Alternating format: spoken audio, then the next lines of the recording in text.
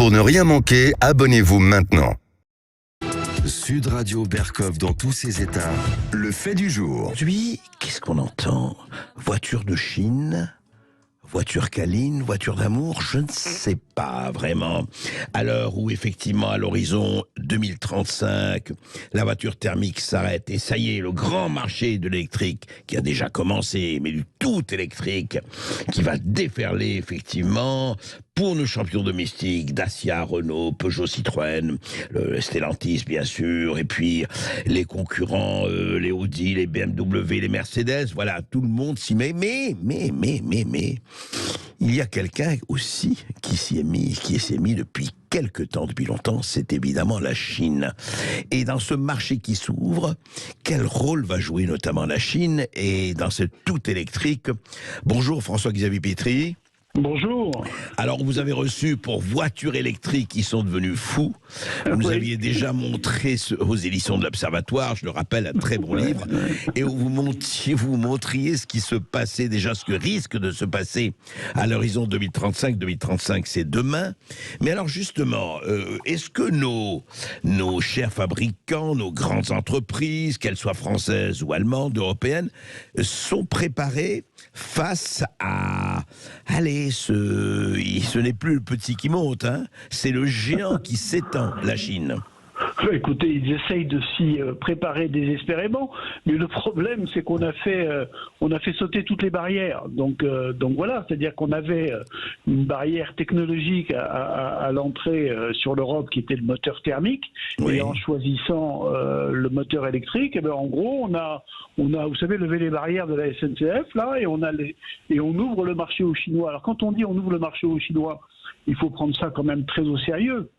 Aujourd'hui, la Chine vend une voiture électrique sur deux dans le monde. Une voiture électrique sur deux. Ah, vous voulez dire dans le monde, une voiture électrique sur deux est chinoise aujourd'hui. Et voilà, une voiture sur deux est chinoise. 80% des batteries, parce qu'évidemment, la voiture électrique, c'est une batterie, hein, tout se fait autour de la batterie. Oui, il faut le rappeler quand même, il faut le rappeler. Oui. Et 80% des batteries sont chinoises. Donc, alors, on nous dit... que les Français, les Européens se préparent à ça, investissent pour construire des voitures électriques. Alors, ils vont construire quoi? Un moteur électrique. Un moteur électrique n'est pas plus simple. Hein. Dans un moteur électrique, il y a 70 pièces. Dans un moteur diesel, il y en a 350. Donc, en fait, il n'y a pas de saut technologique.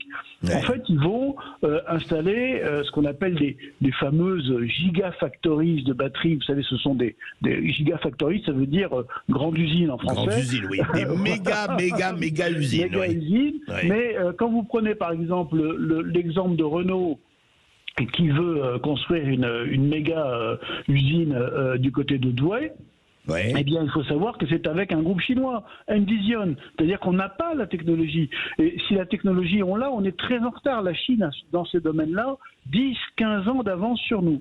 Et le comble de tout ça, c'est que vous avez maintenant le chinois BYD, qui est le grand constructeur automobile chinois, qui est le numéro 2 mondial. Alors, c'est très joli, François-Xavier Pétry. BYD, c'est Build Your Dreams, construisez vos rêves. Voilà. Et nous, on va construire nos cauchemars, dis donc, si je vous entends. Écoutez, en tout cas, ils veulent venir en France. Enfin, ils veulent venir en Europe. Ils veulent venir en Europe. Et on est en train de leur dérouler un tapis rouge. Leur objectif, c'est de produire aujourd'hui, ils vendent à peu près 5000 véhicules en Europe, c'est rien. Hein. Leur objectif, c'est d'en produire 800 000 en 2030, 800 000 en 2030-2035. C'est-à-dire une voiture électrique sur 10 serait de cette marque-là. Et donc, voilà, on les accueille chez nous. Alors non seulement on importe les voitures chinoises, mais en plus on se prépare à dérouler le tapis rouge aux constructeurs chinois qui évidemment rêvent de ça. On a eu un précédent, on l'a un peu oublié, mais on a eu un précédent à la fin des années 90 ou 99, c'était Toyota. Toyota à Valenciennes, quand on a accueilli Toyota à Valenciennes, ça a été l'occasion pour Toyota de s'ouvrir au marché européen, et aujourd'hui, Toyota vend massivement en Europe et en France, avec la fameuse Yaris et bien d'autres voitures. Eh bien, on est en train de préparer la même chose pour la Chine, Donc bienvenue à nos amis les Chinois. Mais attendez, François-Xavier Pietri, alors à vous entendre, ce n'est pas un progrès, cette voiture électrique que tous, enfin nos gouvernants, tout le monde nous présente comme une avancée tout à fait remarquable, pratiquement révolutionnaire pour tout le monde, pour notre confort, contre la pollution, etc., etc. Non. Alors d'abord, ça n'est pas un progrès technologique. Il n'y a pas plus simple. Vous savez, la voiture électrique, elle existe depuis un siècle. Hein, donc entre le moteur thermique et le moteur électrique, j'allais dire, il n'y a pas photo en termes de technologie. C'est rien du tout. En revanche, on nous vend, si vous voulez, le bénéfice CO2. On nous dit, voilà, la grande avancée, c'est ça. Et c'est là où il y a un immense mensonge dans tout ça. C'est-à-dire qu'une voiture électrique, à sa naissance, quand elle sort de son usine, elle naît avec un déficit carbone gigantesque. C'est-à-dire que la construction de la batterie, pour construire une batterie, il faut du cobalt qu'on trouve essentiellement au Congo et qui est produit par la Chine au Congo. Il faut du lithium. Le lithium, ça vient beaucoup des pays d'Amérique du Sud. Et de la Russie. Et de la Russie aussi. Et donc, pour construire, si vous voulez, une voiture électrique, une batterie, on a déjà un déficit qui est considérable, un déficit carbone qui est considérable. Alors, au point que l'ADEME, qui est quand même l'agence gouvernementale française sur l'environnement, nous dit pour qu'un véhicule moyen arrive à rattraper son déficit carbone par rapport à un véhicule thermique, il faut qu'il roule 70 000 km. Donc il faut qu'il ait vécu 5 ans. En France, on roule 13 000 km par an. Donc il faut 5 ans de circulation avant qu'un véhicule moyen fasse mieux qu'un véhicule thermique. Vous voyez, donc on est un peu dans un mensonge qui est assez considérable sur ce sujet-là. Mais alors dites-moi, François-Xavier Pietri, pour revenir au premier chapitre économique, est-ce que donc vous dites que les Dacia, les Renault, les Stellantis et autres, au fond, n'ont pas les moyens de dire ce sera un marché français, quand on nous dit que cette voiture électrique sera un marché français et que vous nous dites que 80% des batteries c'est chinois, sans parler d'une voiture sur deux, c'est-à-dire que de toute façon on ne peut rien faire sans les Chinois. C'est ça que vous êtes en train de nous dire. On ne peut rien faire aujourd'hui sans les Chinois. Alors il y a des investissements qui sont faits en Europe. On a évidemment un peu pris conscience du problème. D'ailleurs on en prend conscience de plus en plus. Mais il n'en demeure pas moins qu'aujourd'hui, l'essentiel des batteries sont fabriquées en Chine, en Asie, en Corée, etc. Et avec, si vous voulez, l'autre chose qui est complètement délirante, c'est qu'on se met en dépendance de matières premières qu'on n'a pas chez nous. Le cobalt, 80% de la production mondiale du cobalt, c'est le Congo, la République démocratique du Congo. Et on sait dans quelles conditions ce sont des enfants de 10 ans qui vont qui vont extraire ce cobalt. Donc si vous voulez, les constructeurs vont continuer d'assembler des voitures en France, en Europe. Ça va être la grande différence par rapport à avant. C'est-à-dire qu'avant, avant, quand je dis même aujourd'hui, on construit nos voitures, on construit nos moteurs, on avait une technologie qu'on maîtrisait et qu'on produisait nous-mêmes. Là, on va aller acheter nos batteries pour en quelque sorte construire, assembler des voitures en France. Alors très bien, on va les assembler en France. Enfin, le gain technologique, il est zéro, il est moins que zéro. Quoi. Ce qui est hallucinant, c'est qu'on a l'impression presque que tout se passe comme si les grands, là, encore une fois, Renault, Peugeot, Citroën, Dacia, deviendraient presque des prestataires de services, puisque ce qui compte, c'est la batterie. Eux, on dit, assemblez votre voiture, il n'y a pas de problème, vous ferez la carrosserie, quoi. Enfin, j'exagère, mais à peine. Bon, alors, et alors, ce qui est un comble, c'est que, en fait, d'une certaine façon, les grands constructeurs, ça les arrange. Pourquoi ? Parce que ils ont besoin de moins de monde. Vous savez, pour fabriquer une voiture électrique, il faut là où il faut 5 ouvriers pour un diesel, il en faut 3 pour une électrique. Donc voilà, vous faites c'est important, rapport. Ça, Donc il va y avoir des dégâts en quelque sorte sur les effectifs, mais les constructeurs, ils gagnent beaucoup d'argent avec les voitures électriques. Une voiture électrique, le prix moyen d'une voiture électrique en France, c'est 46 000 €. C'est gigantesque. François-Xavier Pietri, juste, je vous arrête là-dessus, c'est vrai, c'est très important. Mais dites-moi, attendez, qui peut se payer 46 000 € la voiture ? Comment ? Personne. Attendez, on est plusieurs dizaines de millions de Français à pouvoir conduire. Qui va payer ça ? Vous dites que le prix moyen est de 45 000 €. 46 000 euros. Le prix d'entrée d'une Zoé, le prix catalogue d'une Zoé électrique, c'est 34 000 euros. Le prix catalogue d'une Clio essence, c'est 20 000 euros. Vous voyez la différence? C'est monstrueux. Donc, d'ailleurs, c'est pour ça que vous avez remarqué, sans doute, qu'on ne parle plus du prix des voitures. Oui. On ne dit plus que 150 euros par mois, 200, on n'affiche plus le prix. Parce que si on affichait le prix, et quand on interroge les Français, vous avez aujourd'hui une large majorité de Français qui disent on ne veut pas l'électrique parce que c'est trop cher. Acheter aujourd'hui une voiture à 46 000 euros, les Français ne peuvent pas se payer ça. Ça n'est pas possible. Alors il y a les bonus, il y a les, on essaie de mettre en place des aides, etc. Mais les aides, elles n'ont qu'un temps. Et puis en plus, elles ne couvrent pas tout. Et puis les aides doivent être remboursées à un moment donné. Non, mais ce qui est extraordinaire, c'est qu'on a choisi, et vous le montrez très bien, vous l'avez montré dans votre livre, mais là, c'est quand même frappant cette histoire de ce qui est en train de se passer à Douai et ailleurs. On dit voilà, la voiture électrique. Mais sur la pollution, en fait, c'est Epsilon. Il faut le rappeler. Soi-disant, tout ça, c'est au nom de la pollution et du CO2. Mais c'est Epsilon. Alors, la voiture, le transport par la voiture, c'est 15% des émissions de CO2. À titre d'exemple, l'agriculture, c'est 20%. Le bœuf, l'élevage bovin, c'est 9%. Est-ce qu'on a décidé de supprimer la consommation de bœuf en 2035 ? Pas vraiment.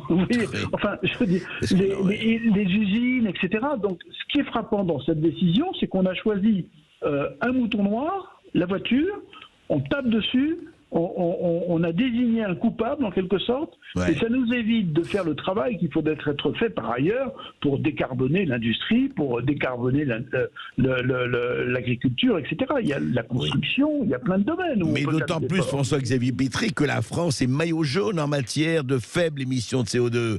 C'est la championne du monde, sinon de l'Europe. Et alors que les Chinois, les Américains, les Russes, personne ne les touche, quoi. Alors ça, c'est l'autre comble de cette affaire, c'est qu'en ce moment, le gouvernement est en train de réfléchir à un nouveau bonus. On s'est aperçu, comme par hasard, que notre bonus aux voitures électriques, il finançait surtout les voitures chinoises. Zut, c'est quand même embêtant, quoi. 40% du bonus sert à subventionner, c'est 1,2 milliard par an, hein. 40% du bonus. Combien vous dites par an, pardon? 1,2 milliard. 1,2, oui, c'est ça. 1,2 milliard. 40% de cette somme, ça sert à subventionner des véhicules fabriqués en Asie. Donc on s'est dit, on va changer le bonus. Et on va le mettre sous condition, on va faire entrer en compte le CO2 émis lors de la fabrication des véhicules, le mix énergétique du pays où est produit le véhicule. Un véhicule produit en Pologne, la Pologne, c'est 70% du charbon, hein, le mix énergétique. On va introduire la qualité du recyclage des batteries. Ce que je trouve extraordinaire dans ce nouveau bonus, c'est qu'on est en train de lister tous les défauts de l'électrique et pour réajuster le bonus et essayer d'aider nos constructeurs européens. C'est-à-dire qu'après coup, il va falloir une mesure d'État, mettre de l'argent sur la table pour essayer d'aider nos constructeurs européens. On marche un peu sur la tête quand même. Hein. Oui, c'est assez hallucinant. Certains se disent c'est génial, et c'est vrai que des constructeurs vont se faire un bon chiffre d'affaires. Il va y avoir effectivement moins d'employés, peut-être un peu plus de chômage, hélas. Tout ça pour une décision au nom vraiment de ce CO2, ce pelé, ce galeux d'où nous vient tout le mal. Je rappelle simplement aussi que sans CO2, on n'existe pas. Hein. Les plantes, l'alimentation n'existe pas. Enfin, on le rappelle comme ça, à tout hasard, parce qu'on l'a oublié.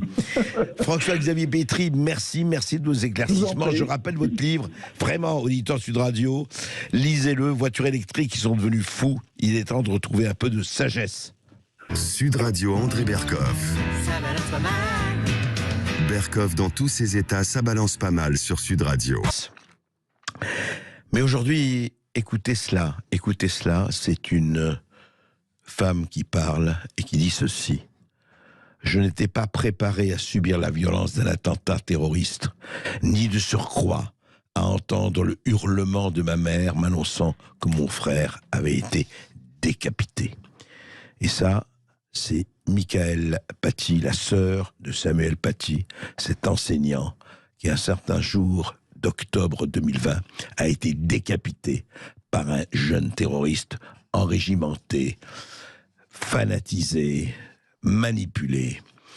Et voilà, et elle dit, je veux maintenant, et je demande, dans une lettre ouverte qu'elle a adressée à Gérard Larcher et à François-Noël Buffet, président du Sénat, elle demande la constitution d'une commission d'enquête parlementaire pour savoir ce qui s'est passé. Et elle le dit, Mickaëlle Paty, elle dit, ça suffit, ce pas de vague, ça suffit ce relativisme, ça suffit cet aveuglement volontaire, ces petites lâchetés individuelles qui ont pour toile de fond notre lâcheté collective. Mickaëlle Paty, elle dit non à ceux qui voulaient éviter toute stigmatisation et amalgame, éviter les confrontations avec la violence islamiste. Et elle rappelle la maxime d'Edmund Burke, la merveilleuse maxime d'Edmund Burke, pour triompher, le mal n'a besoin que de l'inaction des gens de bien. Eh bien, quelqu'un qui a écrit un livre remarquable sur, effectivement, et nous l'avons reçu les derniers jours de Samuel Paty, c'est Stéphane Sinon, qui est producteur de télévision, qui est cofondateur de Néo et l'un des producteurs, évidemment, du Front Populaire, de la revue Fonds Propres avec Michel Onfray. Stéphane Simon, bonjour. Bonjour André, bonjour à tous. Alors, Stéphane Simon, cette lettre, cette demande de Mickaëlle Paty, elle correspond vraiment à quelque chose, parce que quand on vous a reçu pour votre livre, vous dites justement, voilà, on sait ce qui s'est passé, mais on a envie de savoir effectivement les abandons de certains, les lâchetés d'autres et les démissions aussi des troisièmes. Ben vous savez, d'abord, je veux attirer l'attention sur cette lettre parce que c'est une lettre remarquablement bien écrite. Il faut dire la vérité, cette lettre, elle m'a emporté. C'est une lettre qui est poignante. C'est une lettre de désespoir de la famille Paty, enfin en tout cas de Mickaëlle, la sœur de Samuel Paty, qui réclame comme une espèce de réparation quelque part que la lumière soit faite. Pas simplement sur les complices directs qui ont aidé le tueur, l'assassin de Samuel Paty, mais aussi comprendre, faire la lumière sur tous ceux qui n'ont pas vu le danger venir, qui n'ont pas cru à la réalité de la menace, alors que la menace, on le raconte très bien dans le livre Les derniers jours de Samuel Paty, la menace, elle se fait jour en 11 jours, on la voit devenir de plus en plus palpable, lui-même se sait, je le rappelle à vos auditeurs, lui-même, Samuel Paty, les derniers jours se sait tellement menacé qu'il prend une arme dérisoire qui est un marteau qu'il met dans son sac à dos pour pouvoir éventuellement se défendre. Ouais. Il sait, il le voit sur Internet, qu'il est l'objet d'une espèce de fatwa numérique et qui est un appel à non seulement à ce qu'il soit viré, non seulement à ce qu'il soit puni, mais qu'il soit corrigé. Il se fait traiter de voyou. On voit bien qu'on lui met, les islamistes lui mettent une cible sur le front.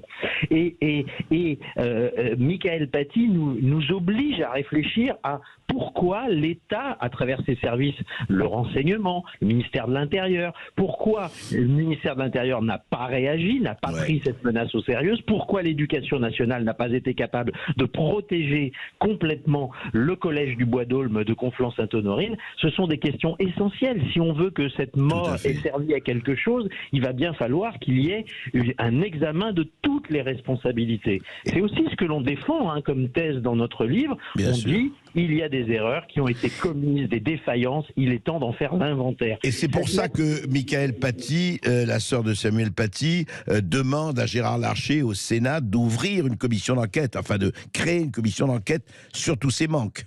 Exactement, c'est ça. L'enjeu de cette lettre, c'est de dire, certes, il va y avoir un procès sur le premier cercle des responsables, les méchants, entre guillemets, les islamistes qui vont se retrouver au tribunal, mais il faut aussi que l'on soit éclairé sur l'arrière-fond de cette affaire Paty. C'est essentiel. Moi, j'espère que les sénateurs vont se retrouver mobilisés par cette lettre, parce que on doit au moins cette réparation à la famille Paty. On ne va pas refuser à la famille Paty un peu de vérité sur ce qui est arrivé sur Samuel Paty. La justice doit passer, c'est une chose, et l'enquête sur les responsabilités des uns et des autres doit être établie et servir encore une fois le collectif. Tout à fait. Stéphane Simon, vous pensez qu'il y a une chance, enfin on peut espérer qu'il y a une bonne chance que les sénateurs s'en emparent ? Je l'espère, je le pense. Je pense que le Sénat a la capacité de comment dirais-je, de rassembler des énergies de tous bords pour qu'il y ait un peu de vérité sur cette affaire dont on fêtera le triste anniversaire des 3 ans au mois d'octobre prochain. Je pense que aussi on est dans une capacité aujourd'hui d'analyser à froid ce qui s'est passé, si j'ose dire. Bien sûr. Oui, je l'espère de tout, je l'espère de tout mon cœur. Eh bien, écoutez, je pense que nous sommes nombreux à l'espérer, en tout cas, et je rappelle votre livre, vraiment votre livre remarquable, Les derniers jours de Samuel Paty, enquête sur une tragédie qui aurait dû être évitée, justement, aux éditions Plomb. Et si je peux me permettre un dernier mot, les auditeurs peuvent lire l'intégralité de cette lettre que le site factuel.media a publiée. C'est une manière de s'en rendre compte. Merci beaucoup, André. Merci. Sur LCI, sur la chaîne Info, il y avait donc le général Yakovlev, l'un de ces généraux qui passe très très très souvent à la télévision, le général Yakovlev, un ancien du Shape, et puis interrogé par le journaliste Damien Fleureau, et qui donc c'était juste après que les Russes avaient déclaré, Wagner, le groupe Wagner, la prise de Bakhmout. Bakhmout, je rappelle, qui a été considéré, y compris par les Ukrainiens. Zelensky en avait fait l'un de ses grands sujets à sa conférence à l'ONU il y a quelques mois, quand il avait parlé devant l'Assemblée générale, en disant Bakhmout, c'est symbolique, c'est le symbole, attention, vous devez aider à ce que Bakhmout ne tombe pas. Bakhmout est tombé, encore une fois, il ne s'agit pas de choisir, de préférer, etc. Que les Russes aient envahi l'Ukraine, c'est évident. Que la situation, qu'une guerre qui fasse des milliers de morts presque quotidiens, c'est absolument terrifiant. Mais quand on est dans un studio de télévision, qu'est-ce qu'on fait? Eh bien, on raconte et on commente. Et alors là, écoutez les questions de Damien Fleureau et les réponses surtout du général Yakovlev, Michel Yakovlev. Écoutez. La défense de la ville a permis de fixer l'ennemi tout en entamant sérieusement ses effectifs, dit-on, du côté ukrainien. Est-ce que ce peut être un choix tactique de laisser l'ennemi conquérir une zone, un territoire, une ville en l'occurrence? Alors, je pense que c'est ce qu'ont fait les Ukrainiens, au sens quand ils ont vu que les Russes focalisaient sur Bakhmout à ce point-là, ça devenait un test de virilité, si j'ose dire. Bon, ils ont dit, à la limite, s'ils veulent s'amuser à Bakhmout, ils en ont fait un hachoir à viande et ils ont haché beaucoup de Russes, voilà. Alors, surtout en focalisant l'attention des Russes, l'état-major, mais aussi Wagner et Poutine, etc. là-dessus, les Russes ont oublié de penser au reste de la guerre. Donc les Russes, ils ont, semble-t-il, fait une ligne défensive tout le long de leur possession actuelle du Donbass, mais apparemment, ils ont brûlé leur capacité offensive. Dans Bakhmout, ils ont consommé des quantités démentes de munitions et continuent à le faire d'ailleurs. Donc, ils ne se sont pas refait une réserve offensive.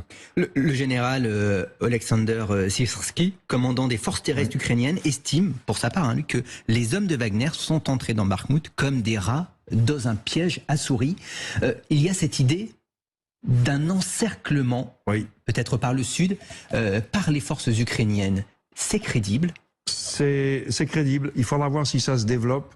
Alors, c'est quand même face à une ligne défensive, des mines, etc., qui retardent.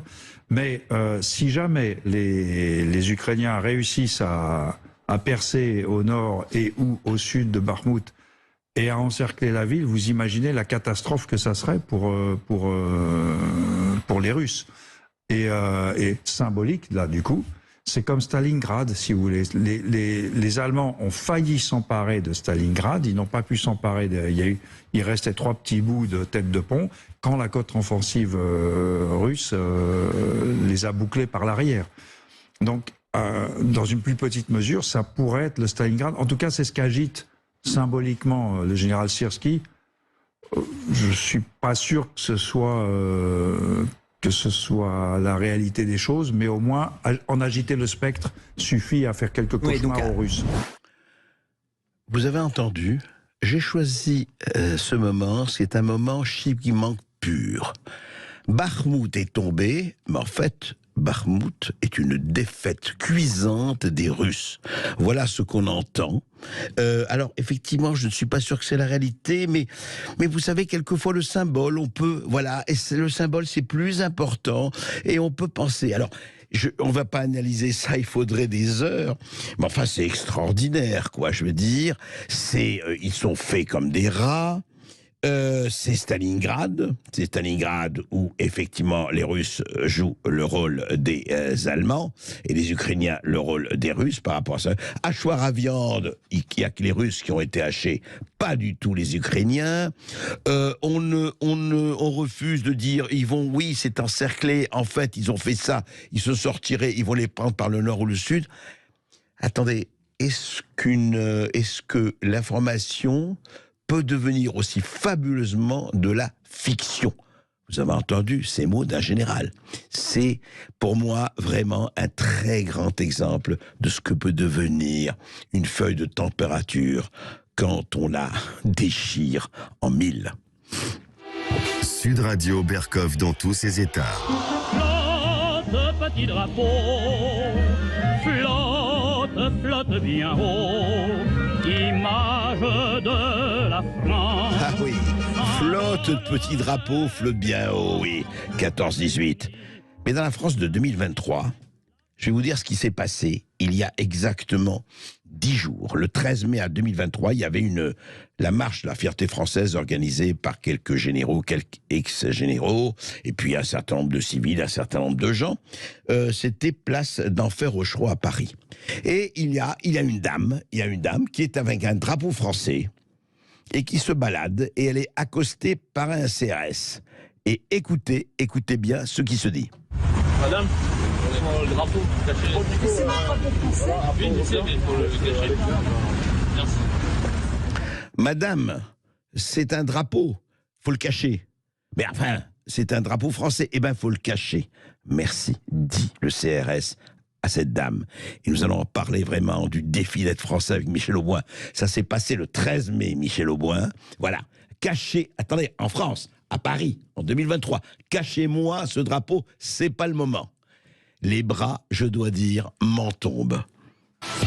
Sud Radio Berkov dans tous ses états.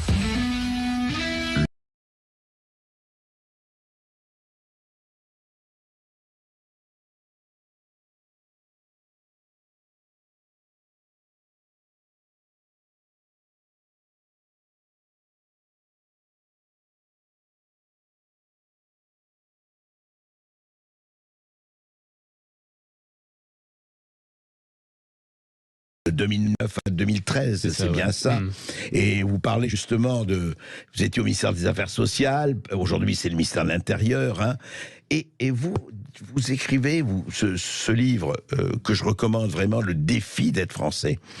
Est-ce que c'est aujourd'hui un défi ou pratiquement, je ne dis pas un combat désespéré, puisque vous rappelez très bien que les 3/4 de la population est encore française depuis des générations? Les 3/4, donc faut quand même rappeler les choses avant de dire ça y est, on est déjà remplacé, c'est fini, il n'y a plus rien à faire, on s'en va. Mais vous dites en même temps, il y a péril en la demeure. Et que quand vous dites un défi, mais alors justement c'est un défi qu'on peut encore relever, et comment? Oui, c'est un défi qu'on peut relever. Je pense que si j'avais été totalement désespéré, j'ai été parfois sur la situation des banlieues, mais là, si j'avais été totalement désespéré, je l'aurais pas écrit. C'est que je pense que il faut aujourd'hui se réarmer d'une certaine façon mentalement pour pouvoir affronter cette réalité qui est en train de s'installer dans le pays, qui fait que les Français, qui soient d'origine française ou qui soient d'origine étrangère ayant accepté de devenir français, finissent par être, ils sont toujours majoritaires, nous sommes toujours majoritaires, mais finissent par être mis en difficulté par des populations qui soit ne veulent plus devenir françaises, soit sont devenues françaises par hasard et parfois d'ailleurs sans l'avoir demandé, et qui se considèrent pas comme françaises. Alors justement, vous énumérez justement un certain nombre de personnes, mais ce qui est très frappant, c'est que comment il se fait que d'un côté vous dites la naturalisation c'est formidable, c'est un long processus, etc. Et je connais des gens qu'ils soient d'ailleurs maghrébins ou autres, et n'a rien à faire, qui attendent depuis des années leur naturalisation, des Polonais, des Russes, etc. Et il y a des gens, première question quand même, qui l'ont sans même la demander. Et en fait, qui se fichent de savoir s'ils l'ont ou pas. Alors, déjà ça, est-ce qu'il n'y a pas quelque chose de totalement absurde ? Oui, il y a quelque chose qui est assez absurde, et ça c'est sûr. À l'origine, il faut bien comprendre que la nationalité française, elle s'est construite, d'un point de vue juridique, elle s'est construite à la fin du 19e siècle, et à ce moment-là, la France se voyait comme une puissance suffisante pour que la nationalité s'impose d'elle-même, pour que la langue s'impose d'elle-même. En fait, on était encore dans la France républicaine, colonialiste, il faut dire les choses clairement, et donc on avait une vision très, on était en aplomb par rapport au reste de la société, quoi. On n'a pas compris que tout ça avait changé depuis, mais les lois sont restées. Donc, mais les lois stipulent quoi ? On va pas faire tout l'inventaire, mais quand même. C'est compliqué. Donc, est français celui qui est né en France d'un parent français. Donc ça c'est ça, oui, c'est la loi. Rappelons-le parce que c'est important. D'un parent né en France, d'un parent français. D'un parent français. D'accord. Ça fait quand même une grande partie des Français d'aujourd'hui. Et dans cette partie-là, il faut bien dire qu'il y a toujours une majorité de gens qui ont une généalogie française sur la très longue période. Vous dites bien les 3/4 aujourd'hui, vous pensez à peu près. Entre les 2/3 et les 3/4, parce que je vois bien que c'est des chiffres de l'INSEE, mais que l'INSEE révise ces chiffres au fur et à mesure des années. Donc entre les 2/3 et les 3/4. Ensuite, on a donc les Français volontaires. Les Français volontaires, c'est les naturalisés. Donc c'est des gens qui sont nés étrangers, mais qui veulent devenir français, qui font un effort considérable, il faut dire les choses clairement, et qui sont reçus souvent dans des cérémonies de naturalisation qui sont très émouvantes, je le raconte parce que je l'ai vécu plusieurs fois. Et ces gens-là sont parfois plus français que les Français, je ne devrais pas le dire comme ça, mais enfin, ils transmettent à leurs enfants, à leurs petits-enfants, des valeurs de la France que parfois on oubliait dans les familles françaises. Donc ça, c'est très important. Simplement, le chiffre des naturalisés diminue d'année en année. Donc en fait, on a quand même de moins en moins d'étrangers, on a quand même de plus en plus d'étrangers en France. Parce que pour finir, avant, on va en parler longuement, la naturalisation ne peut se faire que volontairement, on est bien d'accord ? Oui, la naturalisation, c'est volontaire. D'accord. Voilà, c'est volontaire. On va en parler tout de suite après. On va aborder justement toutes les facettes de ce défi français, de ce défi d'être français, avec Michel Auboin. À tout de suite. Et vous avez la parole sur Sud Radio pour interpeller Michel Auboin sur son dernier livre, Le défi d'être français. Vous nous appelez au 0826 300 300. On a Thomas s'appelle 0826 300 300. À tout de suite sur Sud Radio. Les Français parlent au français. Je n'aime pas la blanquette de veau. Je n'aime pas la blanquette de veau. Sud Radio Berkov dans tous ses états. Et Michel Auboin pour son plus récent ouvrage, Le défi d'être français. C'est vrai, c'est devenu un défi. Alors, on a parlé de l'internalisation, Michel Auboin, mais au fond, aujourd'hui, qu'est-ce qui fait que, justement, des gens peuvent se sentir français ou pas ? Et en tout cas, ce n'est pas du tout leur problème, être français. Est-ce qu'il n'y a pas eu deux choses, et vous en parlez très bien dans votre bouquin, dans votre livre, il y a ce côté où au fond, on s'en préoccupe plus, y compris les princes qui nous gouvernent et nos élites. Et d'un autre côté, les gens qui disent « Oh, c'est plus un problème, la France, c'est pas un sujet d'actualité ». Il y a quand même une partie, moi je suis étonné d'ailleurs, je l'avais pas bien mesuré, mais je le mesure mieux depuis la sortie de ce livre. Il y a quand même une partie des Français, et notamment de nos élites françaises, qui pensent que la France est ringard. Je sais les choses clairement.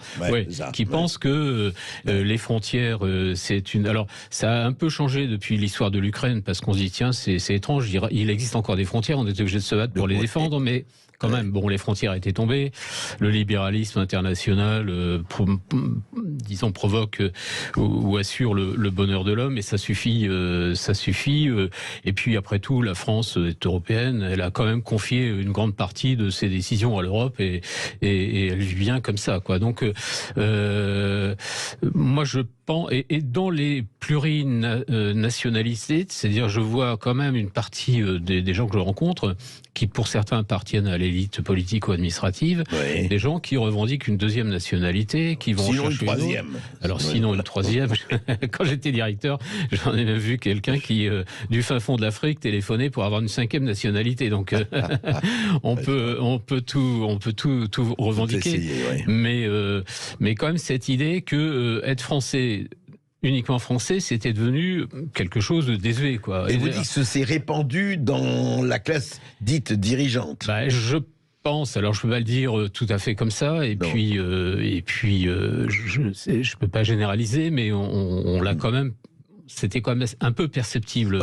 Et moi d'ailleurs, en tant que moi je suis français d'origine française et je suis même chartrain d'origine chartraine, et ce depuis le Moyen-Âge, ce qui fait que c'était compliqué pour moi de leur dire, écoutez, il existe quand même dans ce pays des gens qui sont français d'origine française. Et puis il y a une histoire. Et puis il y a une histoire. Et donc dans le défi d'être français, il y avait les deux choses. C'est-à-dire que pour moi, il y avait cette façon de dire comment je suis français, et d'une certaine façon, je porte le devoir d'expliquer aux autres ce qu'est la France, puisque j'appartiens à cette histoire. Et puis, pour ceux qui sont en face de moi, qui sont français sans le savoir, ou qui n'ont pas l'intention de l'être, de leur dire, voilà, si vous voulez devenir français, voilà à quoi il faudrait vous conformer. Et si vous êtes français et que vous faites semblant de ne pas l'être, voilà les risques que vous encourez si vous voulez rester en France sans être français, quoi. En fait, c'est when in Rome, do as the Romans do. Vous êtes à Rome, vivez comme les Romains. Voilà. Mais on a l'impression, ça, vous voyez, on l'a entendu depuis des décennies, etc. Mais on a l'impression que c'est battu en brèche, et vous le dites dans votre livre, d'un côté par ce côté, oui, mais la France, petit pays, c'est pas très... Allez, c'est quantité négligeable d'importance nulle, ou presque. Et d'un autre côté, il y a, et vous le dites très bien, et j'en connais, ces étrangers, ou ces gens nés d'ailleurs, qui pratiquent un culte à l'histoire de France, aux valeurs non seulement de la République, mais de l'histoire de France, la monarchie et autres, et puis qui se désolent de voir cette espèce de décomposition française, si on peut dire. Oui, c'est très évident. Quand on rencontre des personnes qui viennent de l'ex-Afrique francophone, ou de l'Afrique francophone, une grande partie d'entre eux ont un discours qui est complètement antinomique avec le discours officiel sur la France colonisatrice. C'est-à-dire qu'en fait, ils viennent en disant on aime la France, on a appris le français à l'école, on aime la France, on aime ses valeurs, la République. Moi, je connais des amis marocains, par exemple, qui vous parlent de l'UOT beaucoup mieux que moi, parce que pour eux, c'est une sorte de héros national, quoi. Et donc, ces gens-là viennent avec une vision très positive de la France. Ils viennent aussi avec une vision de leur immigration qui est très positive, parce que, contrairement à l'image qu'on donne ici, les gens qui émigrent réussissent souvent par rapport à l'endroit où ils sont partis. Et ils sont très fiers d'avoir réussi. Et ils sont souvent très fiers d'avoir transmis cette idée de la réussite à leurs enfants qui eux-mêmes pourraient réussir par l'école. Donc on a quand même d'un côté un schéma qui est assez positif, mais qui est battu en brèche en France par des discours généraux sur le thème la France, comment dire, l'histoire de la France, c'est une histoire de prédation, de colonie, etc. C'est le mot que je cherchais, de prédation. Mais justement, Michel Auboin, vous dites, alors est-ce que ça marche encore? Parce que vous dites ces immigrés qui ont réussi, etc., il y en a des milliers, voire beaucoup plus, des centaines de milliers, millions. Mais est-ce que, justement, on a l'impression aujourd'hui que la transmission ne se fait plus vis-à-vis des enfants de la 4e génération ou autre? Alors, ce qui est très étonnant, c'est que on voit dans des familles qui étaient intégrées des jeunes générations qui se désintègrent.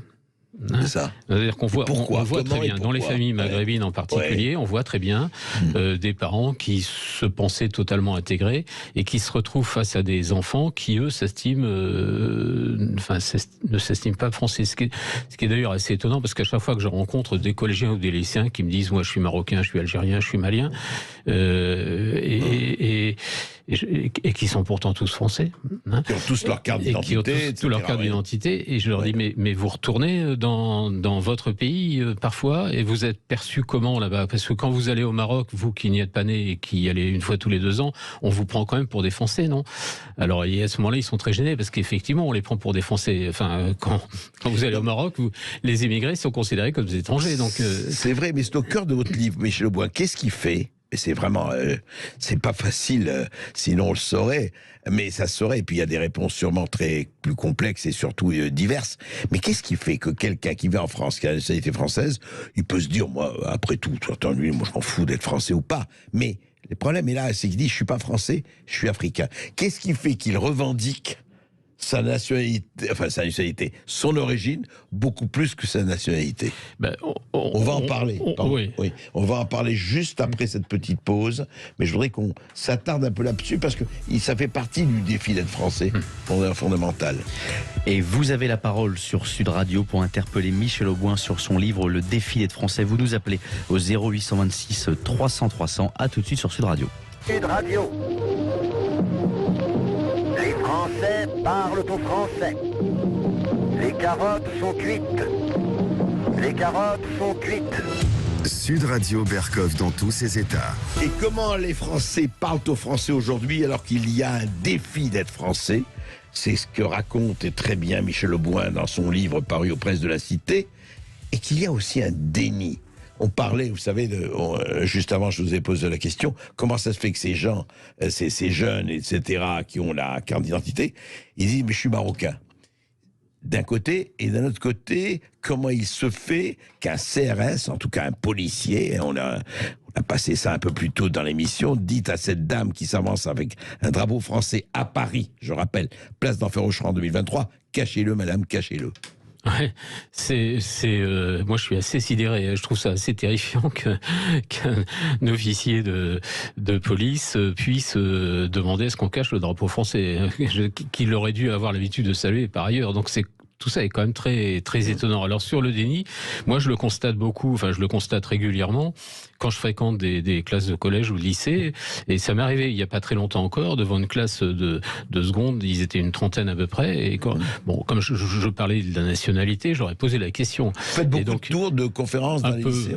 Puis surtout j'ai passé 2 ans à essayer de comprendre la violence des jeunes, donc du coup j'en ai vu quelques-uns. Et là, c'était assez intéressant parce que sur les 30, il y en a pas un qui a levé le doigt pour dire je suis français, quoi. Alors, vous avez posé la question, qui est français? Qui est français? Et donc pas un seul. Non, pas un seul. Et donc je commence à interroger. Alors toi, tu es quoi? Moi, je suis marocaine, je suis malienne, je suis soudanais, je suis ok. Et puis à un certain moment, c'est quand même pas possible que dans cette classe il n'y ait pas un français. Et donc j'en repère un au fond.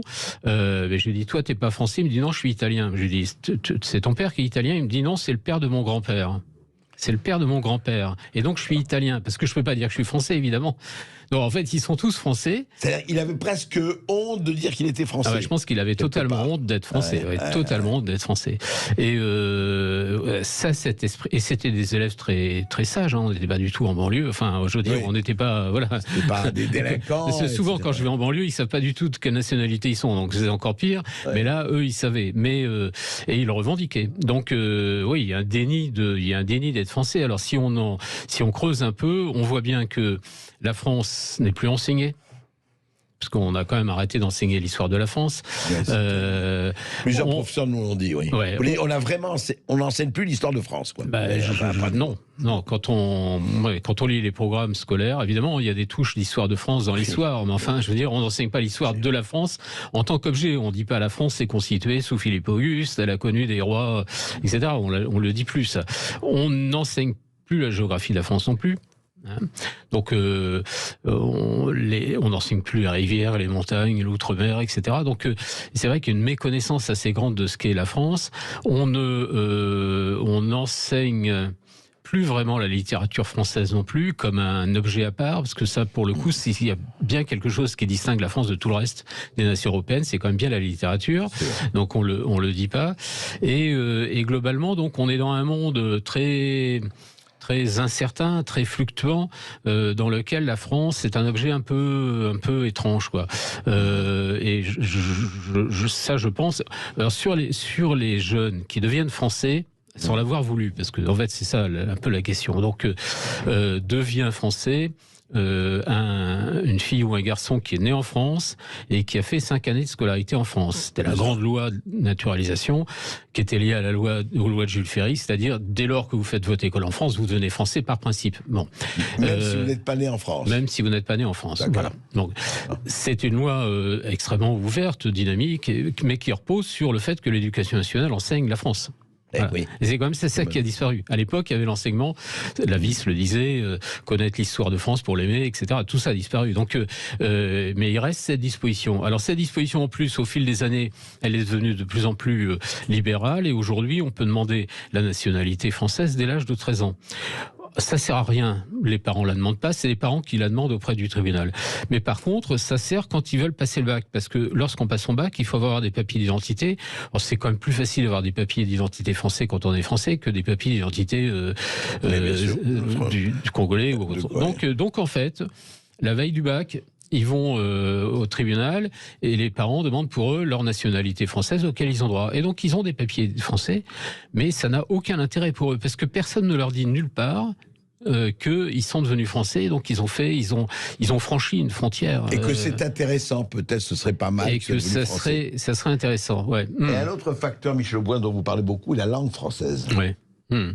Qu'est-ce qui se passe avec la langue française? Qu'est-ce qui fait que même des Français dits de souche, c'est vrai, parlent quand même beaucoup moins bien français qu'ils ne le parlaient encore il y a 1 ou 2 générations? Alors on est très surpris parce que effectivement, mais j'avais une mère qui était d'origine très populaire, qui était pas beaucoup allée à l'école, etc., et qui écoutait la radio quand j'étais petit, qui écoutait la radio parce qu'on y parlait bien le français. Et donc on a été élevé dans cette idée qu'il fallait parler correctement français.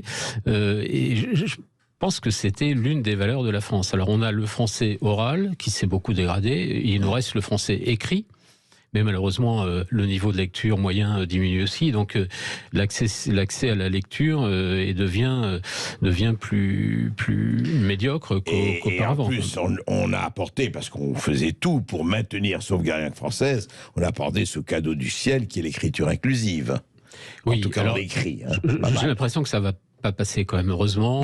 L'Académie française se bat, on attend des décisions juridiques. Moi, je pense que ça passera pas, parce que là on est définitivement fini, quoi.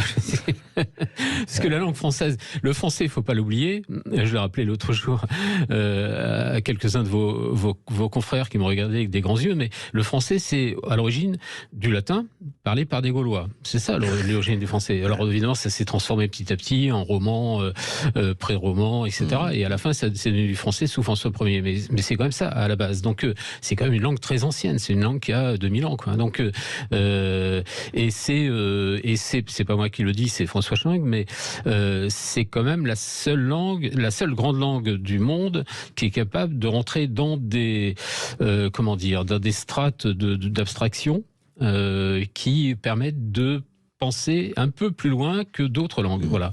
Je le dis de façon un peu courte, je ne suis pas linguiste, mais enfin, en tout cas, il y a cette idée. C'est une langue qui a ses subtilités. C'est une langue qui est très subtile et c'est pour ça aussi qu'elle a nourri la littérature, la poésie, etc. C'est pour ça qu'il ne faut pas la perdre. J'ai aucun avis sur les autres langues, hein, mais en tout cas, le français avait sa valeur en soi, qu'elle ne peut pas échanger avec d'autres langues. Et qu'est-ce qui fait alors justement, on va en parler avec nos auditeurs aussi, mais relever ce défi? C'est travaux d'Hercule ou... Moi je pense que c'est d'abord...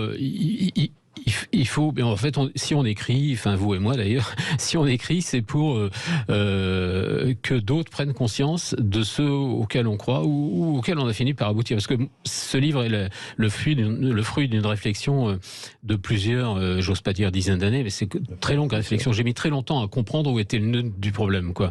Et pour avoir tourné tout autour, et puis comme souvent, un matin on se lève et on se dit ça y est, j'ai compris quel est le sujet. Bon, maintenant que je l'ai, il faut que j'explique aux autres parce que je ne crois pas que nos dirigeants, quels qu'ils soient, et donc vous dites le nœud du sujet. Si vous allez le dire en une phrase, c'est quoi? Le nœud du sujet, c'est il faut réhabiliter. En fait, il faut redonner aux Français la fierté d'être Français, mais d'abord aux fiertés aux Français.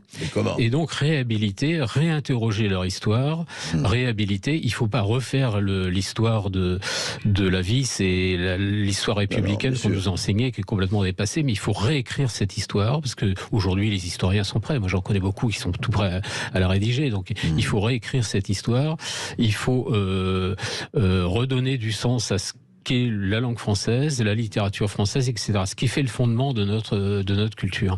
C'est pas la seule chose, hein, mais enfin, je veux dire, c'est quand même l'essentiel. Si on retravaillait sur la langue et l'histoire, je pense qu'on ferait faire un grand pas à la France. Ben raison, mais en fait, la fierté aussi, elle se gagne à coups de symboles, et ce serait bien d'avoir, pas seulement, c'est très bien, c'est très intéressant, parce que on parle du symbole footballistique, mais ça ne suffit pas. C'est pas le symbole footballistique qui va arranger les choses.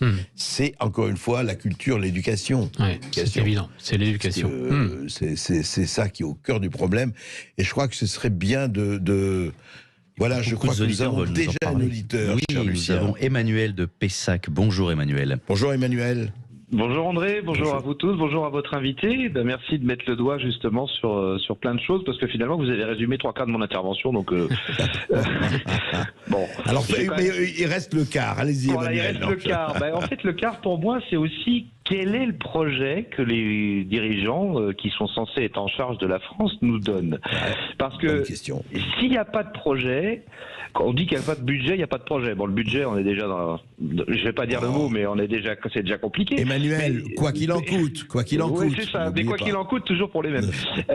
Du coup, si vous voulez, quel est le projet? Parce qu'effectivement, l'histoire est archi importante pour s'identifier. Ma femme est franco-espagnole. Quand elle est venue en France, elle a dû passer par des fourches. Pourtant, elle a toute une famille, en plus militaire, qui était française.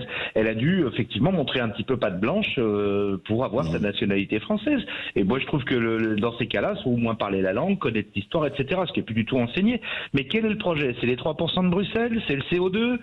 Quel est le projet de français? Parce que les autres pays qui tiennent, ils ont un projet national. Alors c'est le seul pays en France où on met un drapeau français, on est traité de facho. Moi je trouve ça formidable.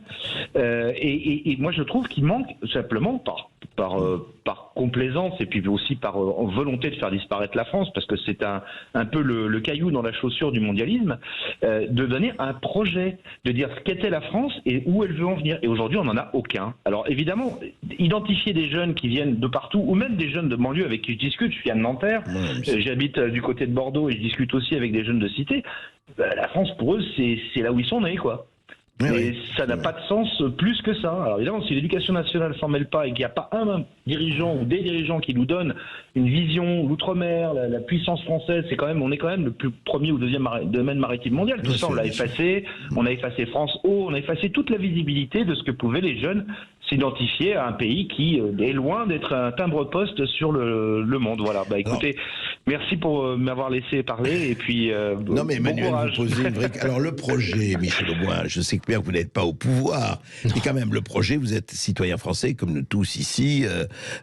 C'est vrai que ce que dit Emmanuel, il pointe quand même là sur le fait que on a l'impression, quand il dit projet, d'ailleurs, c'est-à-dire qu'on n'a même plus envie de parler de la France, c'est-à-dire que quand on entend un discours politique, même médiatique, intellectuel, oui, on dit la France comme une espèce de chiffon, comme ça, une espèce d'œillet sur la boutonnière, mais ça s'arrête là.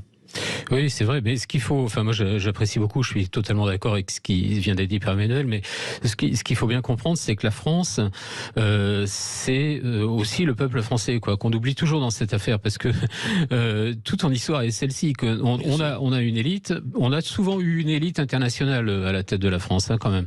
C'est pas très nouveau, mais y compris sous l'Ancien Régime. Rappelez-vous Catherine de Médicis et j'en passe. Mazarin et tout ça. Bon, on a l'habitude. Sauf qu'à chaque fois, c'est le peuple français qui fait quoi? C'est le peuple français qui a défendu Verdun, c'est le peuple français qui a fait la résistance, etc. Donc aujourd'hui, la vraie question, c'est elle est où la place du peuple français dans cette affaire, quoi? Alors, la France adhère à l'Europe et parfois elle fait semblant de penser qu'elle est encore autonome. C'est un peu la grande ambiguïté dans laquelle nous vivons. Mais si elle adhère à l'Europe, elle n'est pas la seule, et les autres nations européennes qui adhèrent aussi à l'Europe défendent des positions sur la base de leur identité nationale. Enfin, on l'a vu, on le voit. J'en cite pas d'autres pays, mais vous voyez bien que les autres pays, les pays les plus forts d'une certaine façon, moi j'ai travaillé avec l'Europe quand j'étais directeur d'administration centrale, c'était l'intégration de la Pologne. On s'est dit la Pologne, pays lointain, marginal de l'Europe, etc. Sauf que la Pologne est arrivée avec son identité polonaise, ils ont pris leur place aussitôt, et aujourd'hui ils font partie des grandes puissances de l'Europe. Donc c'est bien les identités nationales qui font la force. Bien sûr, la Hongrie. Je ne parle pas de la Chine, de la Russie et des autres. On voit bien aujourd'hui, l'Inde. l'identité nationale, elle est essentielle dans la défense des identités. Donc il faut la promouvoir, de l'économie. cette identité. Il faut la promouvoir, alors y compris en termes Et d'économie. l'inventorier, pardon. Et surtout, il faut l'inventorier. Il faut savoir, bien sûr, il faut l'inventorier. De quoi on parle. On se retrouve tout de suite et vous continuez de nous appeler au 0826 300 300. Vous avez la parole sur Sud Radio pour interpeller Michel Auboin et son livre Le défi d'être français. On ira en Essonne avec Julien. À tout de suite sur Sud Radio 0826 300 300. Ici Sud Radio. Les Français parlent au français. Je n'aime pas la blanquette de veau. Je n'aime pas la blanquette de veau. Sud Radio Berkov dans tous ses états. Vous êtes bien sur Sud Radio dans le face-à-face d'André Berkoff avec Michel Auboin qui nous expose son dernier ouvrage, Le défi d'être français. Vous avez la parole au 0826 300 300. On accueille Julien de l'Essonne. Bonjour Julien. Oui, bonjour. Bonjour Julien. André, bonjour à votre invité.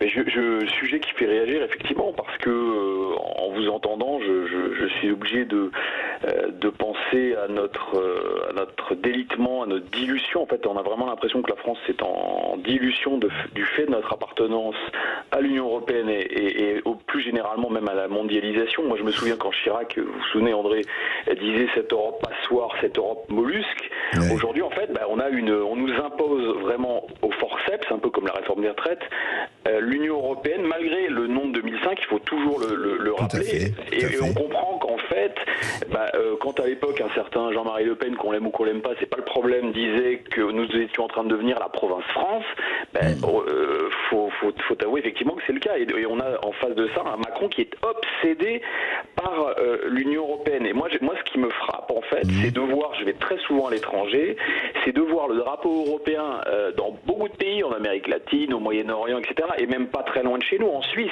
où le drapeau est arboré fièrement, sans tomber dans un nationalisme, parce que j'entends déjà les arguments en face en nous disant oui, mais vous êtes des vilains réactionnaires nationalistes. Pas du tout, c'est juste un équilibre. Et voilà, le drapeau, c'est un symbole important dans une nation.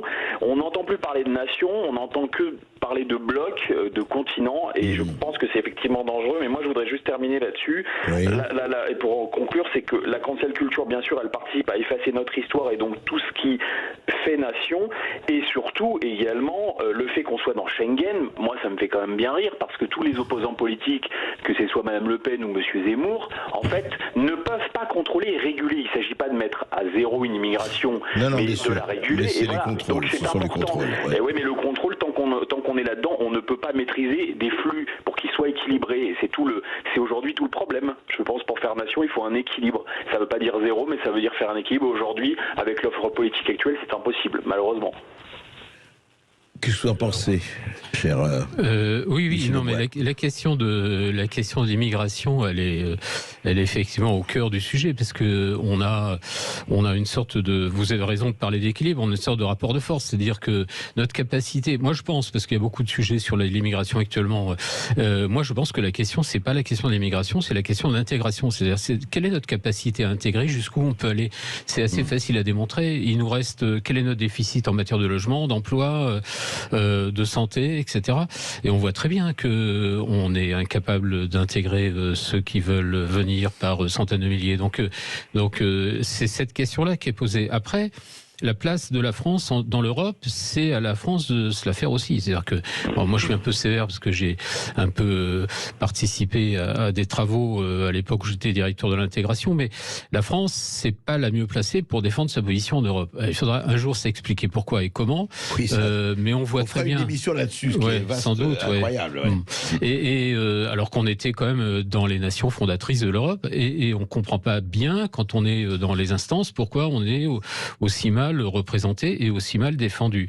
Et on voit bien que d'autres pays européens, avec les mêmes règles juridiques que les nôtres, arrivent à s'affranchir de ce que nous pensons être un carcan. Donc je pense qu'il y a un moment, la France doit peser aussi pour faire valoir sa position dès lors qu'elle a une position. Voilà, il faudrait savoir si certains n'adoptent pas ce que dénonçait il y a 5 siècles Étienne La Boétie dans son traité de la servitude volontaire, ce qu'il n'y a pas certains qui se mettent justement dans cette servitude volontaire, qui est toujours un péché, non seulement contre l'esprit, mais contre la vie. Lucien. Merci beaucoup à Julien et on accueille Lila de Lyon. Bonjour Lila. Bonjour Lila. Bonjour Monsieur Berkoff et bonjour à votre invité. En écoutant votre invité, là, je rajouterai quelque chose à mon premier propos. On parle d'abord le titre, le défi d'être français. Le défi, pour moi, j'aurais aimé qu'on s'appelle plutôt la joie, le bonheur, l'envie d'être français, plutôt qu'un défi. Quoique le défi est juste par rapport à ce que je vais dire. Il y a vous parliez de certains individus qui, malgré tout, qui sont nés en France, ils ont toujours vécu dans le pays, et qui disent oui, mais je suis aussi ou marocain, ou je suis d'un autre pays. Voilà. Mais il ne faut pas oublier qu'il y a aussi des regards, des réflexions très jeunes. On vous fait comprendre que malgré que vous soyez né en France, que pour vous, il n'y a pas de souci, il n'y a pas de problème, on vous fait toujours par un regard, par une réflexion, on vous ramène toujours à vos origines, enfin aux origines de vos parents et vous donc. Il y a ça aussi, on ne parle pas assez aussi des Français qui ne veulent pas intégrer une certaine population. On peut prendre Mohamed qui sort majeur de sa promotion et François qui sort deuxième. François il rêve d'aller travailler à l'étranger, Mohamed lui dit je veux travailler pour la France où j'ai fait mes études, et on lui fait comprendre tu ne voudrais pas aller voir si l'herbe n'est pas plus verte ailleurs. Déjà. Et par rapport à ce que disait votre invité là, dans ses dernières réflexions, moi, quand j'écoute, je vais parler du président, le président de la République, chaque fois que je l'entends parler de la France, je me dis toujours, mais quand c'est que tu parles, la France c'est des Français, c'est un peuple. Et ce qu'ils n'ont pas compris, il me semble, regardez lorsqu'il y a des comment on appelle ça, des gros marchés. Chaque gouvernant de chaque pays fait tout pour tirer vers son peuple. Regardez les sous-marins, tout ça. Ils n'ont pas compris une chose. On peut faire partie de l'Europe, mais il faut être un hargneux pour son pays. Parce qu'ils font partie de l'Europe, mais je peux vous dire que les Allemands, ils bataillent pour l'Allemagne, les Polonais pour la Pologne. Et on ne voit pas là, ces élites françaises en train de dire d'accord l'Europe, mais attendez d'abord le peuple, parce qu'il y en a marre de dire la France. D'abord la nation, exactement. C'est le peuple. Et au niveau de l'histoire, je voulais aussi dire quelque chose. Attendez. Je sais que vous avez beaucoup de choses à dire, mais je voudrais déjà que Michel Auboin réponde juste là-dessus. Moi, je crois que c'est plus nuancé ce qu'il faut dire sur le problème, vous savez, parce que malheureusement chaque nation peut tomber et on tombe un peu partout. Regardez ce qui se passe en Tunisie aujourd'hui et ailleurs sur des discriminations.